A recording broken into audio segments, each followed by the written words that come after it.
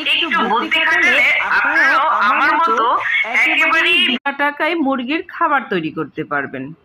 তো আমাদের বাড়ির আশেপাশে কিন্তু এরকম কচু, বিভিন্ন রকম লতা পাতা থাকে। এই কচু শাকগুলোকে আপনারা যদি প্রসেসিং করে মুরগিকে খাওয়ান, তাহলে আপনাদের একেবারেই টাকা ছাড়া মুরগির খাবার হয়ে যাবে। তো আমি এখানে কিছু কচু শাক নিয়েছি 1 বালতি, আর নিয়েছি কিছু কলমি শাক। তো আমার মানে জায়গা বা আমার বাড়ির পাশেই এই কলমি শাক এবং কচু ভরে আছে।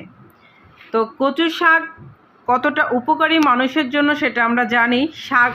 কলমি শাকও ঠিক অনেক উপকারে আসে মানুষের দেহে, ঠিক তেমনি কলমি শাক, কচু শাক মুরগির জন্যও অনেক উপকারী একটি খাবার। তো আমার রাতের কিছু ভাত বেঁচে ছিল, সেই ভাতটাকে আমি